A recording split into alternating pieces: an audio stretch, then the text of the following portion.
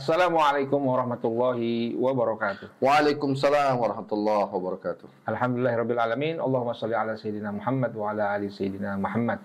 Alhamdulillah bertemu kita kembali di channel RQA TV dan kita kali ini akan terus membahas tentang Rasulullah SAW dengan berbagai macam kehebatannya, dan hari ini kita akan bahas Rasulullah the best problem solver. Alhamdulillah hari ini seperti biasa saya Abi Darda ditemani oleh Ustadz Firmansyah MA, dan hari ini kita akan explore bagaimana kehebatan Rasulullah sebagai seorang problem solver. Nah ini penting ini Ustadz, karena hari ini dunia penuh orang-orang hebat katanya, perlu penuh dengan orang-orang cerdas, penuh dengan orang-orang pintar, tapi masalah tambah banyak. Nah ini bagaimana tidak nih? Terselesaikan ya. Masalah banyak nggak selesai, tapi orang berlomba-lomba menjadi orang cerdas, tetapi masalah tidak pernah selesai itu. Nah, jadi saya dulu kan bahwa ada sebuah penelitian ya sekitar tahun 2000-an ya oleh salah satu salah satu peneliti ya namanya Robert Kaplan ya. Dia punya labs ya khusus memang untuk membahas hal-hal terkait manajemen terapan ya, lab namanya Bell Labs tahun 2000-an ya. Dia meneliti bahwa ternyata tidak dibutuhkan orang cerdas dalam tanda kutip ya. Rasulullah pasti cerdas karena salah satu fatona. Dalam artian tidak butuh orang cerdas yang hari ini maksudnya ukurannya IQ ya. Hari ini ukurannya IQ, orang-orang yang matematikanya luar biasa gitu ya untuk memecahkan masalah. Ternyata hanya dibutuhkan orang-orang yang mempunyai personality, sekali lagi ya, mempunyai kecerdasan people skill. Nah yang kemarin juga udah kita bahas ya. Atau yang pada konteks problem solver ini disimpulkan di Bell Labs ini adalah orang-orang yang mau aware dengan permasalahan orang lain atau membantu orang lain ya, kemampuan menolong orang lain. Nah ini kan core-nya Rasulullah banget nih Ustaz ya. Rasulullah kan di sini. Rasulullah nggak pernah mau ada satu hari terkait apapun ya, misalnya sahabat lapar ya, sahabat misalnya ada permasalahan rumah tangga, sahabat juga ada permasalahan dengan hutang piutang, Rasulullah pasti ada di situ. Pasti ada di situ. Menyelesaikan masalah. Nah ini gimana nih Ustaz? Kita bahas tentang problem solver, Rasulullah the best problem solver. Ya. Bismillahirrahmanirrahim. Assalamualaikum warahmatullahi wabarakatuh. Waalaikumsalam warahmatullahi wabarakatuh. Alhamdulillahirabbil alamin wassalatu wassalamu ala asyrafil anbiya'i wal mursalin sayyidina Muhammadin wa ala alihi wa sahbihi ajma'in. Jadi benar sekali karena Rasulullah ini kan tauladan. Ya, tauladan dalam setiap kehidupan kita. Pastinya. Jadi dia tauladan sebagai pemimpin tauladan, sebagai pemimpin keluarga tauladan, sebagai pemimpin masyarakat beliau tauladan. Maka kita semua apa yang diajarkan Rasulullah adalah segala sesuatu yang terbaik bukan hanya yang baik tapi yang terbaik. Walaupun mungkin kemampuan kita saja mungkin tidak bisa sampai sama dengan Rasulullah, karena Rasulullah SAW dibimbing oleh wahyu. Nah, ada seorang peneliti barat ya, saya pernah ungkapkan juga bahwa saya pernah mengatakan kehebatan Rasulullah menyelesaikan masalah itu ya sama seperti orang yang meneguk segelas kopi di pagi hari. Nikmat selesai masalahnya. Jadi semudah itu Rasulullah menyelesaikan masalah di antara para sahabat. Sekali lagi, semudah meneguk kopi pagi hari. Di pagi hari. Kan itu kan enak benar kita kan. Datang kopi, minum gitu kan. Apalagi ada gorengannya nggak. Wah, enak benar. Tapi bagaimana Rasulullah memecahkan semua masalah yang terjadi ketika itu? Saking mudahnya itu seperti orang yang minum kopi di pagi hari. Nah, kalau kita melihat dalam kehidupan Rasulullah SAW, ya Rasulullah ini kan tempat maraji atau tempat kembalinya para sahabat. Setiap ada masalah mereka akan datang kepada Rasulullah SAW, dan Rasulullah orang yang pintar, fatonah. Kalau hari ini kecerdasan itu hanya kata antum tadi, kecerdasan itu hanya IQ. Dilihat orang, anak kalau matematiknya pintar, ini pintar nih. Padahal kan tidak semuanya seperti itu. Ya. Bahkan sekarang kan penelitian sudah lebih berkembang lagi pendidikan itu, bahwasanya ada 9 kecerdasan. Ada 9 kecerdasan. Jadi tidak bisa disamakan antara anak yang pintar matematika sama anak yang pintar musik. Gitu. Karena semuanya adalah punya masing-masing kecerdasan. Nah, Rasulullah SAW bukan hanya cerdas dalam masalah itu. Dalam masalah itu Rasulullah sangat cerdas. Bangsa Arab ya disebut dengan jahiliyah ini bukan karena kecerdasan. Betul. Tapi jahiliyah di sini perilaku. Perilakunya orang yang bodoh gitu. Tapi kalau kecerdasan, masalah kecerdasan IQ, bangsa Arab itu bangsa yang cerdas. Karena kenapa? Mereka biasa menghafal. Jadi kekuatan bangsa Arab itu adalah kekuatan menghafal di zaman itu. Ibnu Abbas tuh pernah mengatakan dia dulu mampu menghafal syair-syair Arab jahiliyah itu dalam satu kali pendengaran. Itu berarti kayak komputer tuh kan. Seret dengar hafal, seret dengar hafal. Tapi kecerdasan di sini Rasulullah SAW itu kecerdasan yang mencakup segala aspek. Sebagai problem solver juga Rasulullah SAW sangat cerdas dan sangat luar biasa. The best kalau katakannya, the best problem solver. Baik, ada peristiwa yang umum ya di masyarakat, mungkin secara ya sering lah kita dengar, bahkan para pendengar Rumah Quran Al-Muslim TV ini juga sering dengar dari para dai bahwa Rasulullah pernah dihadapkan dengan suatu peristiwa yang viral lah ketika itu. Rasulullah lagi duduk dengan para sahabat, tiba-tiba ya kita tahu ceritanya Aisyah merasa cemburu karena di rumah beliau kedatangan tamu, tetapi yang menyediakan makanan istri-istri Rasulullah lain. Disitulah peristiwa peristiwa yang unik terjadi. Aisyah menumpahkan makanan di depan, nampan kalau nggak salah ya, di depan Rasulullah dan para sahabat. Bahkan ayahanda dari Siti Aisyah sendiri sempat marah gitu ya. Tapi Rasulullah dengan wajah tersenyum mengatakan dengan kata-kata itu kata-kata yang viral hari ini. Ibu kalian sedang cemburu. Biarkanlah dengan tersenyum problem solvernya ketika ada masalah di rumah tangga dengan kata-kata biarkanlah ibunda kalian sedang cemburu.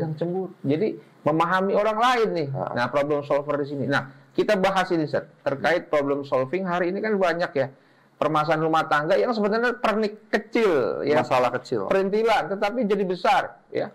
Kita lihat belum lama ada peristiwa seorang anak dibunuh oleh ayahnya, anak kecil di balita. Gara-gara memang dia bertengkar si ayah dan si istri ini bertengkar dengan permasalahan rumah tangga kecil, tapi anak yang jadi korban. Ini kan semua Masya Allah gitu. Jadi masalah kecil jadi besar. Nah, kalau Rasulullah masalah besar jadi kecil. Masalah besar jadi kecil. Gimana caranya tuh? Itu kan kalau kita nih kira-kira depan teman-teman kita tiba-tiba bini kita banting gelas gitu. Itu bahaya itu. Ngamuk itu. Itu bahaya itu. Ngamuk bisa kita banting meja kan ya.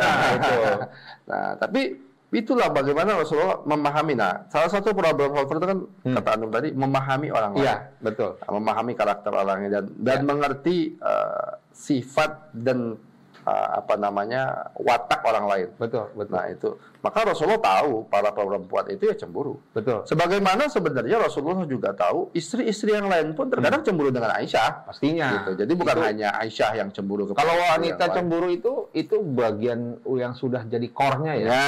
Sudah jadi udah wajar gitu. Sudah wajar. Intinya kalau wanita nggak cemburu itu bukan wanita. Bukan wanita. Wanita itu pasti cemburu. Ya, intinya bajunya wanita adalah cemburuan, ya. Dan cemburu itu tanda cinta. Kalau sudah nggak cemburu lagi, itu sudah tidak ada cinta. Nah, menarik. Jadi kita kupas gimana Rasulullah dengan sangat mudah ya membalas perlakuan istrinya tadi kebetulan Aisyah dengan senyuman. Akhirnya di belakang kalau kita baca sirah lanjutannya Aisyah merasa menyesal. Di belakang dia menangis, menyesal kok saya berbuat seperti ini. Akhirnya sepulang Rasulullah kalau nggak salah saya baca tuh kisahnya, kita baca ya. Rasulullah akhirnya main bedak-bedakan. Maksudnya Rasulullah akhirnya Aisyah yang memulai minta maaf dan akhirnya Rasulullah mengusap wajah Aisyah dengan tepung dan akhirnya main usap-usapan tepung. Indah sekali kan? Problem solver saudara-saudara. Jadi konteks ke arah kebutuhan menyelesaikan masalah nggak harus rumit. Ya, nggak harus rumit, betul saja. Benar. Jadi itu yang terjadi ketika ada sebuah masalah yang kalau itu jadi masalah besar. Jadi masalah besar. Bahkan bisa jadi manggil wartawan RT RW. wartawan apa?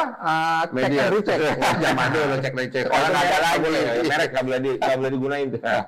Jadi wartawan gosip bisa ngumpul di rumah kita tuh. Nah, intinya di mana, Ustaz? Kalau dari sisi spiritual Rasulullah bisa menyelesaikan hal demikian. Ya. Jadi Rasulullah itu memang pertama beliau sebagai motivator.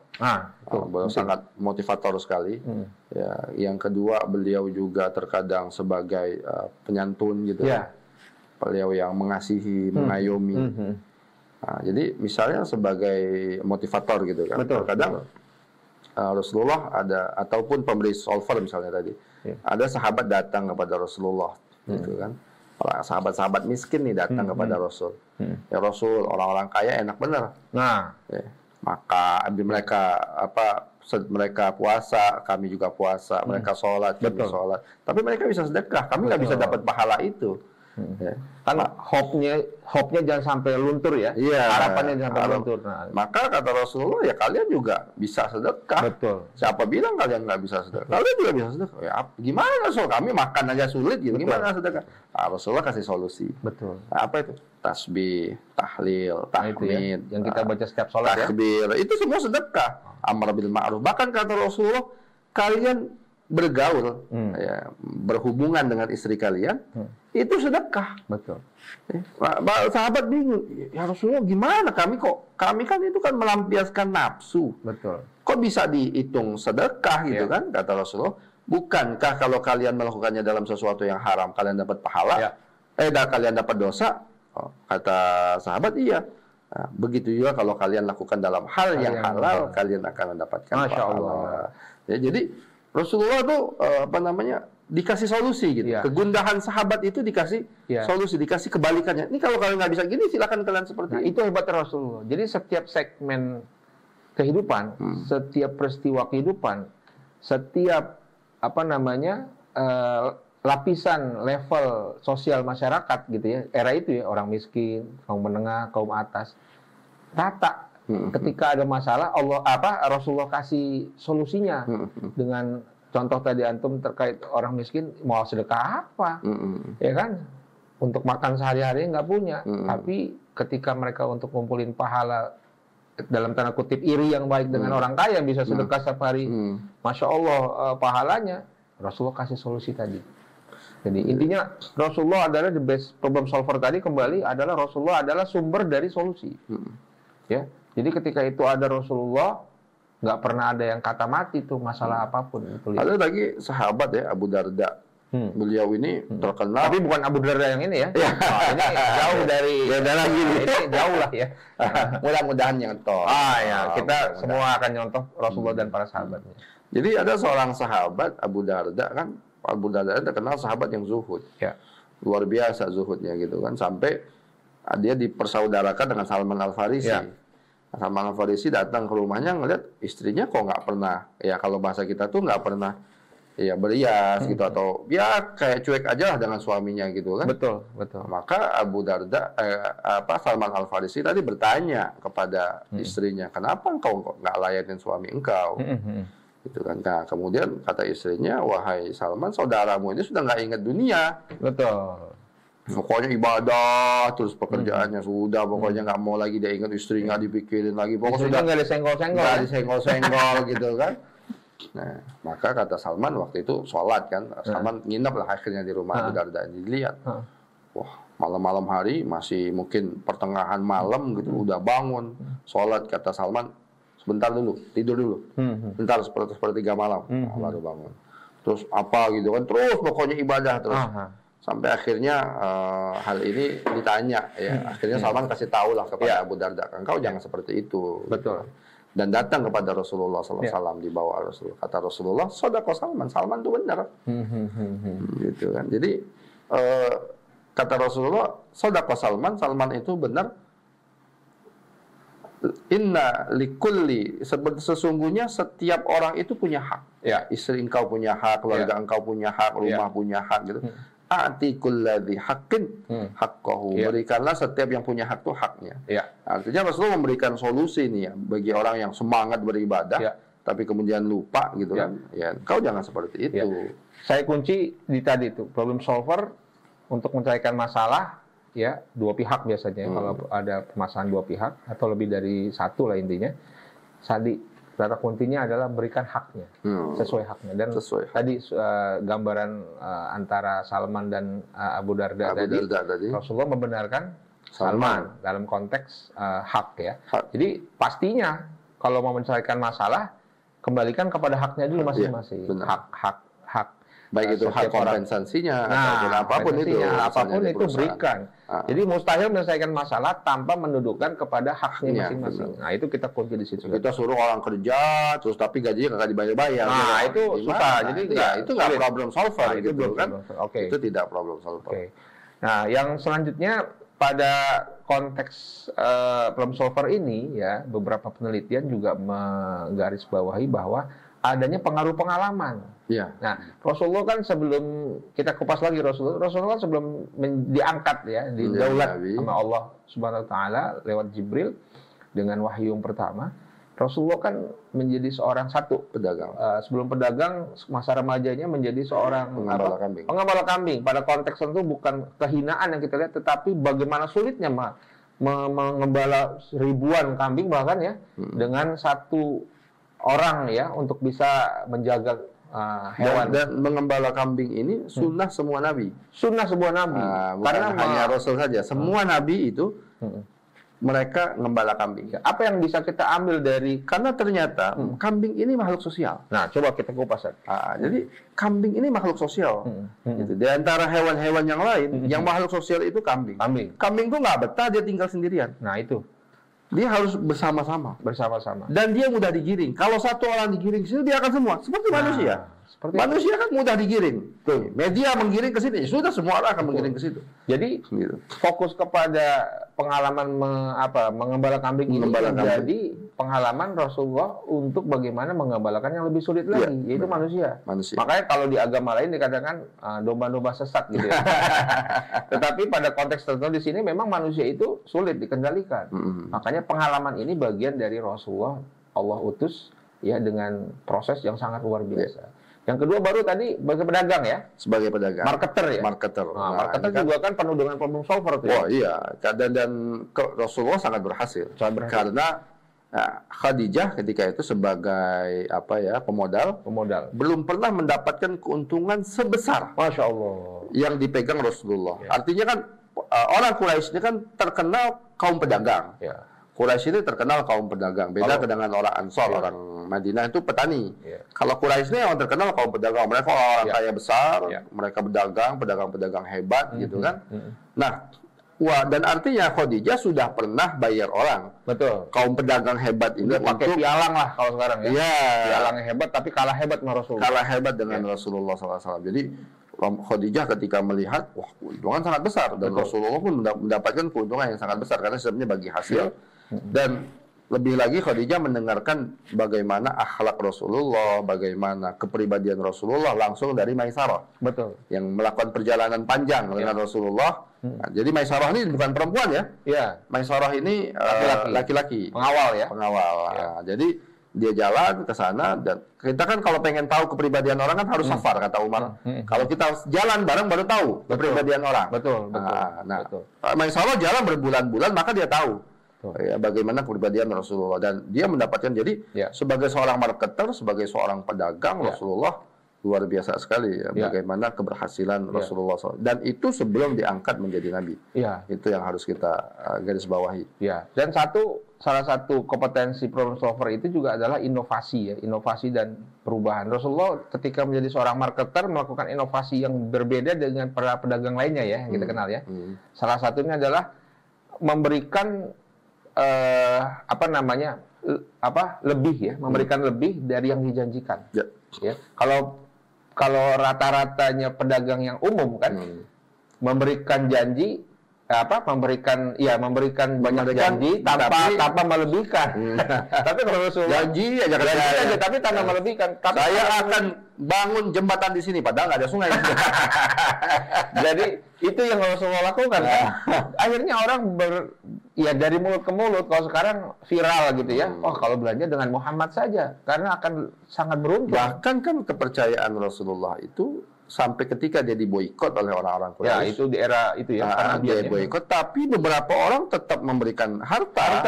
Karena saking percaya. Makanya Ali itu nggak hijrah bareng Rasul. Betul. Karena dia punya tugas mengembalikan harta-harta ini. Betul. Itu kepada orang-orang Quraisy. Itu tambahan tentang kalau kita ingin menjadi seorang problem solver, kita harus menjadi orang yang punya integritas.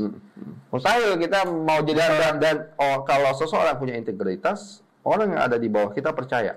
Pastinya. Bahwasanya pemimpin kami ini, betul, leader kami ini memang orang yang sungguh-sungguh memperjuangkan, sungguh-sungguh memperjuangkan hak kami, bukan hanya kepentingan pribadi dia, bukan hanya cari aman. Betul. Kalau orang itu kan cari aman, yang penting saya aman. Kalau ini integritas itu penting sekali. Karena Rasulullah pun kenapa kok sahabat itu rela berjuang gitu kan? Karena sahabat tahu, sangat yakin, bahkan percaya kepada Rasulullah. Bahkan salah satu Rasul, salah satu utusan Rasul ketika bertemu dengan Heraklius, ketika Heraklius bertanya, kalian mungkin nggak berkhianat kepada perjanjian ini? Karena perjanjian Hudaybiyah ketika itu. Nah, kalau mereka, kata sahabat itu, Dihya Al-Kalbi namanya, kalau mereka, kami nggak tahu. Tapi kalau Rasul kami nggak mungkin berkhianat. Betul. Jadi Dihya Al-Kalbi sudah ngasih kepastian kepada Heraklius bahwasanya kalau Nabi kami nggak mungkin berkhianat. Itu penting karena integritas. Pada konteks problem solver menyelesaikan sebuah masalah dan ditunjuk menjadi orang yang bisa memecahkan masalah, wajib orang itu dipercaya. Untuk itu sekali lagi Rasulullah ini adalah sosok yang the best dari seluruh kalau bahasa sekarang adalah kompetensi untuk kebutuhan profesional maupun kebutuhan umum. Jadi sekali lagi saudara pemirsa Rumah Quran Al-Muslim TV, ini sangat menarik sosok Rasulullah terus kita akan bahas, dan hari ini kita baru satu titik kecil tentang pembahasan tentang Rasulullah the best problem solver dan bagaimana kehidupan Rasulullah yang sangat luar biasa, dan bagaimana juga kita akan terus bisa menggali ini menjadi sebuah suri tauladan yang akan kita terapkan dimanapun, di kantor, di rumah tangga, di masyarakat, di jalanan, dan lain sebagainya. Untuk itu sekali lagi kita nanti akan teruskan program-program menggali sisi luar biasa Rasulullah pada tema-tema yang lain. Untuk itu terima kasih Ustadz atas kesempatannya dan pemirsa Rumah Quran Muslim TV. Demikian dari kami dan saya ucapkan terima kasih. Wassalamualaikum warahmatullahi wabarakatuh. Waalaikumsalam warahmatullahi wabarakatuh.